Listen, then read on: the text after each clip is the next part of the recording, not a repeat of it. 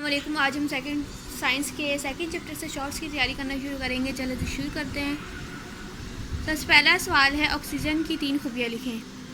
Number 1, oxygen एक बेरंग, बेबू और पानी में हलपजीर गैस है। नंबर 2, ऑक्सीजन के पानी में मामूली हलपजीर होने की सलाहियत की वजह से मछलियाँ और दीगर तमाम समुद्री जानदार पानी में सांस लेने के काबिल हैं। नंबर 3, ग्लूकोज, स्टार्च, सियोलिस, चिकनाई और प्रोटीन ऑक्सीजन रखने वाले ऑर्गेनिक कंपाउंड्स हैं। कार्बन साइकिल से क्या मुराद है? कार्बन साइकिल फोटोसिंथेसिस का अमल जिसमें फ़िज़ा में मौजूद कार्बन डाइऑक्साइड इस्तेमाल होती है और रिस्पिरेशन चलने और गलने सड़ने के अमल से कार्बन डाइऑक्साइड दोबारा फ़िज़ा में वापस आती है। इस साइकिल को कार्बन साइकिल कहते हैं। नेक्स्ट सवाल है, ऑक्सीजन की 2 तिब्बी ख़वास तहरीर करें। नंबर 1, ऑक्सीजन एक बेरंग, बेबू और पानी में मामूली हलपजीर गैस है। नंबर 2, ऑक्सीजन के पानी में मामूली हलपजीर होने की सलाहियत की वजह से मछलियाँ, दीगर और तमाम समुद्री जानदार सांस लेने के काबिल हैं। कार्बन चक्कर से क्या मुराद है? कार्बन चक्कर फोटोसिंथेसिस का अमल जिसमें फ़िज़ा में मौजूद कार्बन डाइऑक्साइड इस्तेमाल होती है और रिस्पिरेशन चलने, गलने, सड़ने के अमल से कार्बन डाइऑक्साइड दोबारा फ़िज़ा में वापस आती है। इस चक्कर को कार्बन डाइऑक्साइड कहते हैं। फोटोसिंथेसिस की मसावात, पानी प्लस कार्बन डाइऑक्साइड, एरो सूरज की रोशनुमा by chlorophyll, glucose plus oxygen. Carbon की तारीफ करें। कार्बन ज़मीन में पाए जाने वाली तमाम जानदार अशिया का बुनियादी जुज़ है। कार्बन अर्थ क्रस्ट में मामूली मकदार में पाया जाता है। कार्बन कुदरती तौर पर पाए जाने वाले मरकबात मसलन कुदरती गैस, पेट्रोलियम और लकड़ी वगैरह का लाजमी जुज़ है। कार्बन हमारी खुराक का भी अहम जुज़ है। नेक्स्ट है, ज़मीन पर सबसे ज़्यादा पाए जाने वाला जानवर कौन सा है? इसका फार्मूला भी लिखें। आयरन और अर्थ क्रस्ट में सबसे ज़्यादा पाया जाने वाला एलिमेंट, इसका फार्मूला आयरन ऑक्साइड यानी कि FeO है। हवा में मौजूद कोई सी 4 गैसों के नाम लिखें। Oxygen, carbon dioxide, hydrogen, nitrogen. Photosynthesis की तारीफ करें। फोटोसिंथेसिस एक ऐसा अमल है जिसमें सब्ज़ पौधे सूरज की रोशनी की मौजूदगी में फ़िज़ा से कार्बन डाइऑक्साइड और ज़मीन से पानी हासिल करके कार्बोहाइड्रेट ग्लूकोज तैयार करते हैं। इसका फार्मूला है पानी प्लस कार्बन डाइऑक्साइड, सूरज की रोशनी by chlorophyll, arrow glucose plus oxygen. Next सवाल है जी, रिस्पिरेशन से क्या मुराद है? रिस्पिरेशन एक ऐसा अमल है जिसमें जानदार पौधे से ऑक्सीजन हासिल करते हैं ताकि खुराक में मौजूद ग्लूकोज की ऑक्सीडेशन से जिस्म को एनर्जी फराहम की जा सके। Formula glucose plus oxygen, arrow carbon dioxide, पानी प्लस एनर्जी। फोटोसिंथेसिस का अमल क्या है? मसावात भी लिखें। ये वो अमल है जिसमें पौधे सूरज की रोशनी की मौजूदगी में कार्बन डाइऑक्साइड और पानी के बाहिमी मिलाप से ग्लूकोज की सूरत में अपनी ग़िज़ा खुद बनाते हैं। इस अमल में जो ऑक्सीजन इजाफी प्रोडक्ट की सूरत में पैदा होती है वो फ़िज़ा में खारिज हो जाती है। इसका फार्मूला है कार्बन डाइऑक्साइड प्लस पानी, सूरज की रोशनी by chlorophyll, glucose plus oxygen. इसको इंग्लिश में अगर कोई लिखा जाए तो इस तरह लिख सकते हैं 6CO2 plus CH2O, arrow sunlight bye chlorofluoro, C6H12O6 plus 6O2। Photosynthesis का अमल पत्तों और तनों के इन हिस्सों में होता है जिनमें क्लोरोफ्लोर सब्ज़ रंग का मादा होता है। फोटोसिंथेसिस और रिस्पिरेशन एक दूसरे के उल्ट हैं। फोटोसिंथेसिस एक तामीरी अमल है जिसमें प्रोटोप्लाज्म बनता है। सवाल नंबर 12, जलना कैसा है और इसके दौरान क्या बनता है? जलना एक ऑक्सीडेशन रिएक्शन जिसके लिए 3 चीज़ों की ज़रूरत होती है: ऑक्सीजन, ईंधन, हरारत। जलने के अवल में जलने वाला मादा हवा की ऑक्सीजन से मिलकर ऑक्साइड बनाता है जो पानी के साथ मिलकर तेज़ाब बनाते हैं। जलने के अमल के दौरान रोशनी या हरारत पैदा होती है। रिस्पिरेशन की कीमियाई मसावात लिखें। ज़िंदा रहने के लिए ऑक्सीजन ज़रूरी है। रिस्पिरेशन के लिए इसका किरदार बहुत अहम है। रिस्पिरेशन एक ऐसा अमल है जिसमें जानदार पौधों और ऑक्सीजन हासिल करते हैं ताकि खुराक में मौजूद ग्लूकोज की ऑक्सीडेशन से जिस्म को एनर्जी फराहम की जा सके। इसका फार्मूला है glucose plus oxygen, arrow carbon dioxide plus पानी प्लस एनर्जी। जब हम सांस लेते हैं तो हवा से ऑक्सीजन हमारे फेफड़ों में पहुंचकर खून में हल हो जाती है। यह हलशुदा ऑक्सीजन हीमोग्लोबिन के ज़रिए जिस्म के तमाम हिस्सों में पहुंचाई जाती है ताकि ये ग्लूकोज से अमल करके एनर्जी फराहम कर सके। इस अमल के दौरान जो कार्बन डाइऑक्साइड पैदा होती है इसे वापस फेफड़ों में लाया जाता है, जहाँ इसे बाहर फ़िज़ा में खारिज कर दिया जाता है। पीवीसी क्या है, इसका इस्तेमाल क्या है? पीवीसी यानी पॉलीविनाइल क्लोराइड क्लोरीन का अहम मरकब है। इसके बहुत से इस्तेमालात हैं। ये ख़ास तौर पर वाटर बर्फ मवाद में इस्तेमाल होती है। एलोट्रॉपी की तारीफ़ करें। एलोट्रॉपी कार्बन मुख्तलिफ हालत में पाई जाती है जो तिब्बी खसूसियात के लिहाज से एक दूसरे से मुख्तलिफ होती है। जब कोई एलिमेंट एक से ज़्यादा मुख्तलिफ तिब्बी हालतों में पाया जाए तो इस अमल को एलोट्रॉपी कहते हैं। बकी बॉल्स की तारीफ़ करें। ये कार्बन की तीसरा एलोट्रॉपिक फॉर्म है जो कुदरती तौर पर पाई जाती है। बकी बॉल सेमीकंडक्टर्स और लेब्रिकेंट के तौर पर इस्तेमाल होती है। कार्बन के एलोट्रॉपिक फॉर्म्स के नाम लिखे। हीरा, ग्रेफाइट, बकी बॉल्स। ग्रेफाइट के इस्तेमाल। ग्रेफाइट ज़्यादा टेम्परेचर बर्दाश्त करने वाली खटालियों, खुश्क सेल के इलेक्ट्रोड, लीड, पेंसिल, पितौल, प्रेग्ड और रंग साजी में इस्तेमाल होते हैं। हीरे के इस्तेमाल। हीरा ग्लास काटने के लिए इस्तेमाल होता है। नंबर 2, हीरा कीमती पत्थरों को पॉलिश करने के लिए इस्तेमाल होता है। एलोट्रॉपी किसे कहते हैं? कार्बन मुख्तलिफ हालतों में पाई जाती है जो तिब्बी खसूसियात के लिहाज से एक दूसरे से मुख्तलिफ है। जब कोई एलिमेंट एक से ज़्यादा मुख्तलिफ तिब्बी हालतों में पाए जाए तो इस अमल को एलोट्रॉपी कहते हैं। नेक्स्ट है कार्बन की अहमियत बयान करें। कार्बन ज़मीन पर पाए जाने वाली तमाम जानदार अशिया का बुनियादी जुज़ है। कार्बन अर्थ क्रस्ट में मामूली तौर पर पाया जाता है। कार्बन कुदरती तौर पर पाए जाने वाले मरकबात मसलन कुदरती गैस, पेट्रोलियम और लकड़ी वगैरह का लाजमी जुज़ है। कार्बन हमारी खुराक का भी अहम जुज़ है। ग्रेफाइट के 2 इस्तेमाल। ग्रेफाइट बतौर लैब्रिकेंट और रंग साजी में इस्तेमाल होता है। ये खुश्क या ड्राई सेल के इलेक्ट्रोड और लीड, पेंसिल में इस्तेमाल होते हैं। एलोट्रॉपी से क्या मुराद है? एक मिसाल लीजिए। अगर कोई एक एलिमेंट एक से ज़ायद ऐसी हालतों में पाया जाए जिनकी तिब्बी खसूसियात मुख्तलिफ हों लेकिन कीमियाई खसूसियात एक जैसी हों, इस मज़र को एलोट्रॉपी कहते हैं और ऐसी तिब्बी हालतों को एलोट्रॉपिक फॉर्म्स कहते हैं। कार्बन की मंदरजा झैल 3 एलोट्रॉपिक फॉर्म्स हैं: डायमंड, ग्रेफाइट, बकी बॉल्स। बकी बॉल्स के बारे में आप क्या जानते हैं? बकी बॉल्स एक कुदरती तौर पर पाए जाने वाले कार्बन की तीसरी एलोट्रॉपिक फॉर्म्स होती है। बकी बॉल्स बतौर सेमीकंडक्टर्स के तौर पर इस्तेमाल होते हैं। बकी बॉल्स को कंडक्टर्स के तौर पर भी इस्तेमाल किया जाता है। इसे लैब्रिकेंट्स के तौर पर भी इस्तेमाल किया जाता है। टेट्राइथाइल लीड का इस्तेमाल।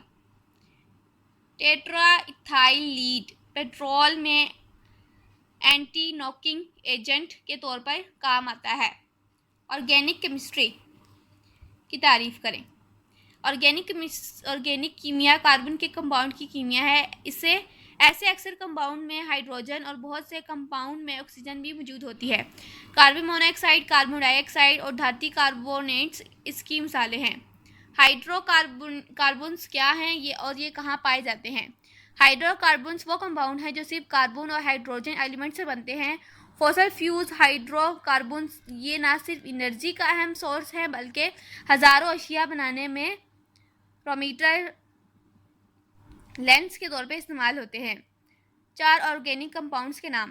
कार्बन, हाइड्रोजन और नाइट्रोजन आपस में मिलकर जो कंपाउंड बनाते हैं इनको ऑर्गेनिक कंपाउंड कहते हैं। मसलन प्रोटीन्स, कार्बोहाइड्रेट्स, चीनी, ग्लूकोज, स्टार्च, लिपिड्स वगैरह। हाइड्रोकार्बन्स क्या हैं और कहाँ पाए जाते हैं?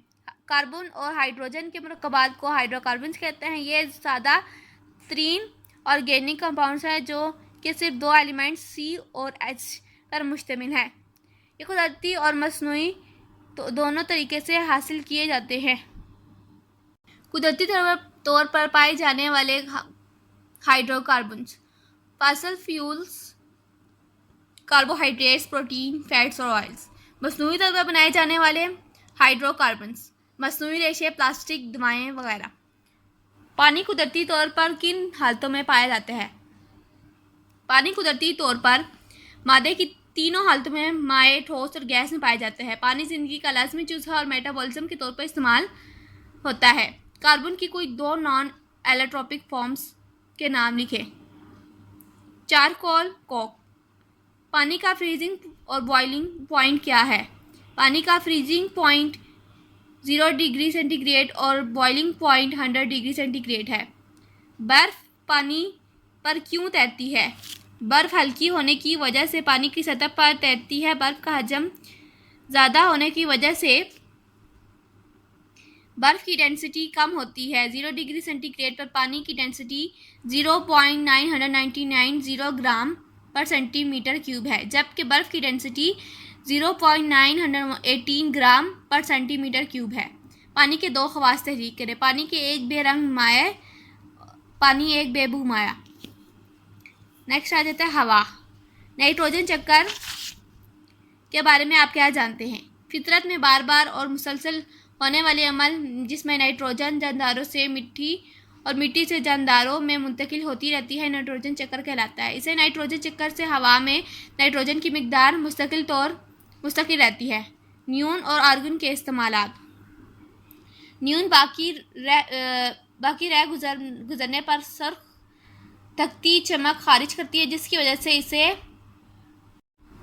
वजह से इसे हाइड्रोटाइनिक साइन में इस्तेमाल किया जाता है। ऑर्गन बिजली के बल्बों में नॉन रिएक्टिव गैस के तौर पर मुख्तलिफ इक़साम के फ्लोराइड्स और फोटो ट्यूब्स में इस्तेमाल होते हैं। आयोडीन के दो फ़वाइद।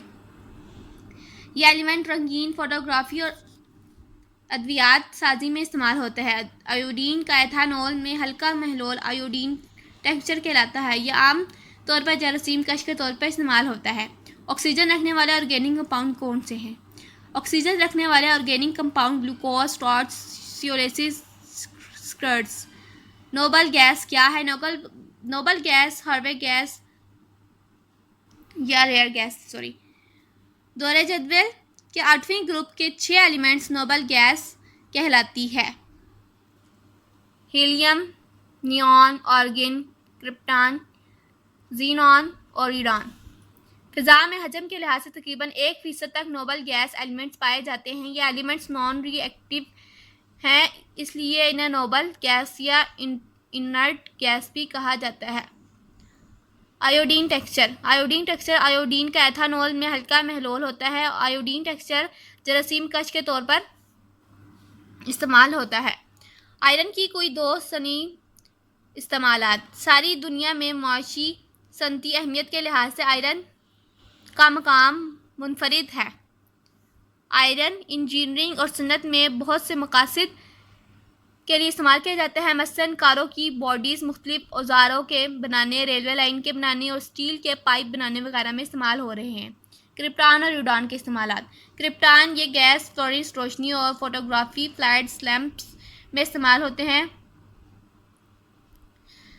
इस्तेमाल किए जाते हैं। और यूडान ये एलिमेंट कैंसर के इलाज के लिए इस्तेमाल होते हैं। आयोडीन के दो इस्तेमालात। आयोडीन थायरॉक्सिन बनाने में मदद देती है, जो कि थायराइड ग्लैंड्स में बनता है। जिस्म में आयोडीन की कमी की वजह से गिलहड़ की बीमारी हो जाती है। आयोडीन जिस्मानी और जहनी नशनुमा का एक अहम रुकन है। फास्फोरस के इस्तेमालात लिखें। फास्फोरस और स्प्रेसफ्लेट और ट्रिपल फास्फेट की सूरत में खाद के तौर पर पौधे इस्तेमाल करते हैं। खुराक की सूरत में ये फास्फोरस एसिड और इसके नमकियात की सूरत में अहम है। इसके मरकबात डिटर्जेंट्स बनाने में इस्तेमाल होते हैं। फास्फोरस के मरकबात बेकिंग पाउडर में इस्तेमाल होते हैं। फास्फोर माचिस बनाने में इस्तेमाल होते हैं। पौधे फास्फोरस को अर्थोफास्फेट की शक्ल में जज्ब करते हैं। पौधे में फास्फोरस और अहम फेल एनर्जी को ज़ख़ीरा करने और इसे मुंतकिल करना है। फास्फोरस के मरकबात ADP और ATP जानदारों में एनर्जी की मिकदार है। आयरन तमाम जानदारों के लिए क्यों ज़रूरी है? हीमोग्लोबिन का हिस्सा। हीमोग्लोबिन आयरन का हिस्सा है जो ऑक्सीजन को जिस्म के अंदर एक जगह से दूसरी जगह ले जाता है। एनीमिया की बीमारी आयरन की कमी से खून की कमी यानी एनीमिया हो जाती है। ऑक्सीजन की दो इस्तेमालात। ऑक्सीजन जानदार के सांस लेने के लिए अशद ज़रूरत है। ऑक्सीजन जलने के अमल के लिए ज़रूरी है। ईथन गैस किस काम आती है? ईथन गैस फलों को बिलखसूस कब्ल अज़ वक्त पकाने के लिए इस्तेमाल होती है।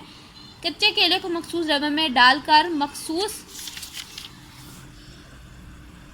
पत्तों जगहों पर रखा जाता है जहां ईथन गैस की मिकदार ज़्यादा से ज़्यादा, जिससे केले पक जाते हैं। आयरन के दो इस्तेमालात। हीमोग्लोबिन आयरन का हिस्सा है जो ऑक्सीजन को जिस्म के अंदर एक जगह से दूसरी जगह ले जाता है। एनीमिया की बीमारी आयरन की कमी से खून की कमी यानी एनीमिया हो जाती है। सेकंड चैप्टर्स ख़त्म हो गया, तकरीबन उसके 49 सवाल थे। जिस तरह फर्स्ट चैप्टर के 49 थे इसी तरह तकरीबन उसके भी 49 थे। अब थर्ड चैप्टर शुरू करते हैं। सवाल नंबर 1 है, डाइजेशन और एस्पिरेशन में क्या फ़र्क है। डाइजेशन ये वो अमल है जिसमें खुराक के बड़े मॉलिक्यूल्स को इकाइयों में जैसे कि कार्बोहाइड्रेट्स, प्रोटीन और फैट्स के अज्जा को सादा अज्जा छोटे मॉलिक्यूल में तकसीम किया जाता है या तोड़ा जाता है, जिससे बाद में ज़रूरी मॉलिक्यूल्स बनते हैं। एस्पिरेशन डाइजेशन के बाद खुराक के सादा अज्जा का जिस्म में जज्ब होकर जिसे बदन में बनना एस्पिरेशन कहलाता है। इसे हाजमे प्रोडक्ट्स जानवरों की सेल्स में जज्ब होकर नया प्रोटोप्लाज्म बनाते हैं। प्रोटीन्स क्या होती हैं। प्रोटीन एक ऐसा पेचीदा मॉलिक्यूल है जो कि सादा कीमियाई कंपाउंड अमीनो एसिड से बने होते हैं। अमीनो एसिड आपस में चीन की सूरत में मिले होते हैं, जिसमें पानी के बाद सबसे ज़्यादा मिकदार प्रोटीन की होती है। इज़लात, नशनुमा और खून ज़्यादातर प्रोटीन्स की मुश्तमिल होती है। एडिपोजिट्यूस टिश्यूज़ क्या होते हैं। पालतू चिकनाइयाँ या फैट्स या फिर जिस्म के फैट ज़ख़ीरा करने वाले टिश्यूज़ में स्टोर हो जाते हैं, जिसे एडिपोज टिश्यूज़ कहते हैं। कैटाबॉलिक तामलात में क्या होते हैं। कैटाबॉलिक तामलात के नतीजे में कार्बोहाइड्रेट्स, प्रोटीन, लीड्स के मुख्तलिफ एंजाइम की मौजूदगी में ऑक्सीडेशन होती है। कंपाउंड मरहला दार टूटते और छोटे छोटे पैकेटों की शक्ल में एनर्जी खारिज करते हैं। पालतू चिकनाई जिस्म में कहाँ जज्ब होती है और क्या काम करती है। फालतू चिकनाई जिस्म के फैट ज़ख़ीरा करने वाले टिश्यूज़ में स्टोर होते हैं। शदीद भूख की सूरत में जिस्म में जब ग्लूकोज की कमी वाक़या हो जाती है तो रेस्पिरेशन के अमल में ग्लूकोज के बजाय फैट्स इस्तेमाल होते हैं। एनाबॉलिज्म और कैटाबॉलिज्म में क्या फ़र्क है। एनाबॉलिज्म ये एक तामीरी कीमियाई अमल है जिसके ज़रिए सेल्स के अंदर नया प्रोटोप्लाज्म बनता है। ये एनर्जी इस्तेमाल करने वाला अवामिल है। मिसाल के तौर पर फोटोसिंथेसिस के जलने के अमल में पौधे सूरज की रोशनी में कार्बन डाइऑक्साइड और पानी को इस्तेमाल करके कार्बोहाइड्रेट्स बनाते हैं और ऑक्सीजन खारिज करते हैं।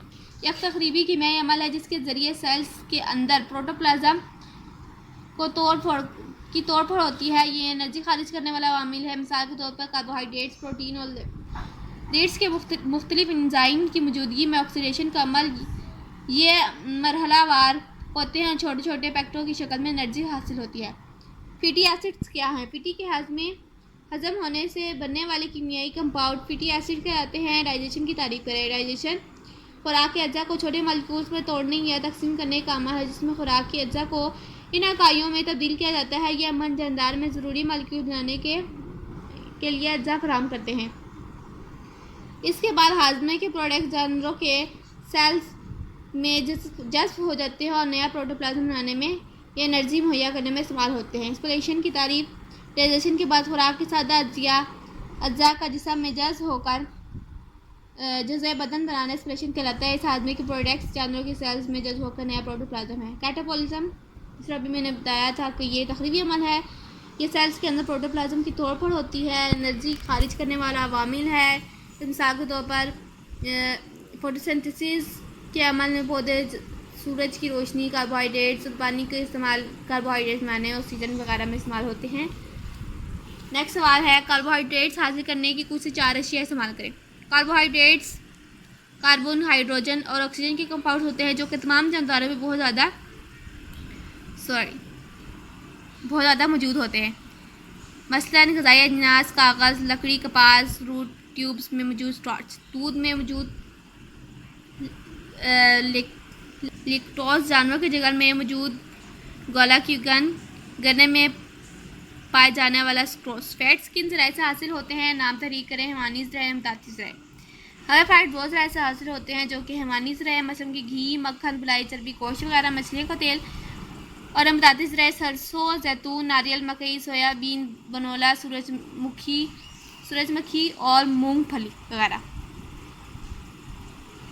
जानदारों में कार्बोहाइड्रेट्स का किरदार बयान करें। जानदारों में कार्बोहाइड्रेट्स का किरदार, ये सेल के अंदर एनर्जी का सबसे बड़ा माखज़ है। ये जानदारों के साफ और अफ़ाल में अहम किरदार अदा करते हैं। ये पौधों में सेल वालेज बनाने में अहम किरदार अदा करते हैं।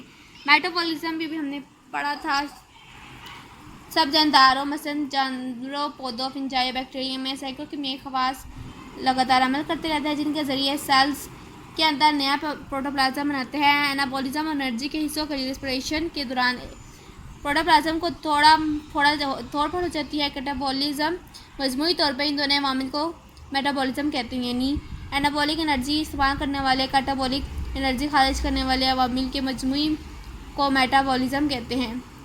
एडिपोज टिश्यूज़ से हमारा ये सवाल भी हो गया है। ऐसे टिश्यूज़ जो फालतू चिकनाई या फैट ज़ख़ीरा करने वाले को कहते हैं। कैटालिस्ट से मुराद वो शय है जो कीमियाई तौर पर अपनी हालत में तब्दील लाए बगैर किसी केमिकल रिएक्शन को तब्दील या इसकी रफ्तार में इजाफा करे। कोई एंजाइम्स क्या होते हैं? कुछ एंजाइम को कैटाबॉलिक प्रोसेस की अदायगी के लिए बाज़ दूसरे कंपाउंड्स की ज़रूरत होती है, जिन्हें को एंजाइम कहते हैं या नॉन प्रोटीन कहते हैं। हमारी रोज़मर्रा ज़िंदगी में एंजाइम क्या किरदार करते हैं? एंजाइम हमारी रोज़मर्रा ज़िंदगी में बहुत अहमियत है। एंजाइम केमिकल और फार्मास्यूटिकल इंडस्ट्री में बेहद मुफीद होते हैं। ये पनीर की तैयारी में इस्तेमाल होते हैं। फूड प्रोसेसिंग की सनत में इनका इस्तेमाल आम है। पाइन एंजाइम पापा के पौधे से हासिल किए जाते हैं। पाया के पौधे से हासिल किया जाते हैं और ये गोश्त को नरम करने के लिए इस्तेमाल किया जाता है। कोएंजाइम ऐसे नॉन प्रोटीन मादे जो किसी एंजाइम की कैटाबॉलिक प्रोसेस की अदायगी की मदद करते हैं, कोएंजाइम कहलाते हैं। कोएंजाइम नॉन प्रोटीन मादे होते हैं। सबस्ट्रेट्स वो अच्छे जिन पर एंजाइम अमल करते हैं सबस्ट्रेट कहलाते हैं। कोएंजाइम पढ़ चुके हैं वैसे। कुछ एंजाइम को कैटाबॉलिक प्रोसेस कहते हैं, ये पढ़ा है सवाल, आप पीछे दोबारा देख सकते हैं। एंजाइम की तारीफ। एंजाइम वो प्रोटीन है जो नहायत कलील मिकदार में इस्तेमाल होते हैं, सिर्फ कैटाबॉलिक और एनाबॉलिक रिएक्शंस को तैयार करवाते हैं मगर बजात खुद ही रिएक्ट नहीं करते। रोज़मर्रा ज़िंदगी में एंजाइम का किरदार। एंजाइम हमारी रोज़मर्रा ज़िंदगी में बहुत अहमियत है। ये केमिकल और फार्मास्यूटिकल इंडस्ट्री में बड़े मुफीद हैं। एंजाइम की सनत में मुख्तलिफ केमिकल की तैयारी में इस्तेमाल होते हैं। ये फूड प्रोसेसिंग की सनत में भी बहुत ज़्यादा मुफीद है। जिस्म में खून के दो अफ़ाल, खून के रेड ब्लड सेल गैसों की तरसील, वाइट ब्लड सेल जिस्म के मुदाफ़ाती निज़ाम में मदद करते हैं। एंटीजन ब्लड कीमियाई तौर पर मुख्तलिफ नोयत रखते हैं। ये फ़र्क खून के सुर्ख जिस्मों के तौर पर मौजूद मुख्तलिफ कीमियाई मादों के इख्तलाफ की वजह से है। ये कीमियाई मादे एंटीजेंस कहलाते हैं। खून के आलमी डोनर्स कौन से हैं? ब्लड ग्रुप ओ के हामिल अफराद आलमी डोनर्स कहलाते हैं। ब्लड सेल के कुछ दो काम। ब्लड सेल्स के काम। रेड ब्लड सेल्स के ज़रिए गैसों की तरसील होती है। वाइट ब्लड सेल्स के ज़रिए जिस्म का मुदाफ़ी निज़ाम मदद होती है। खून के प्लेटलेट्स का अहम किरदार। रेड ब्लड सेल्स के ज़रिए गैसों की तरसील, वाइट ब्लड सेल्स के ज़रिए मुदाफ़ी निज़ाम में मदद करते हैं। आलमी मसूल कंधा से क्या मुराद है? आलमी मसूल कंधा से क्या मुराद? आलमी मसूल कंधा जिन इंसानों के खून के प्लाज्मा में एंटीबॉडीज़ ए और बी दोनों हों, यानी ए और बी ग्रुप वाले अशख़ास आलमी मसूल कंधा कहलाते हैं। ऐसे अशख़ास की खून के रेड सेल दोनों एंटीजेंस ए और बी नहीं होते। लिंस ने इंसानी आबादी को कितने ग्रोहों में तकसीम किया है? 1902 में खून की इकसाम के लिहाज से इंसानी आबादी को 4 बड़े ग्रोहों में तकसीम किया है, जो कि ए बी और ओ हैं। एंटीबॉडीज़ का इंसानी जिस्म में क्या किरदार? यानी प्रोटीन्स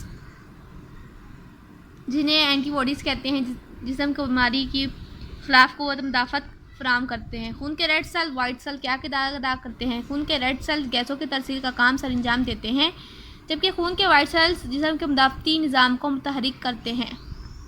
आज के लिए इतना ही। इंशाल्लाह नेक्स्ट वीडियो में मिलेंगे।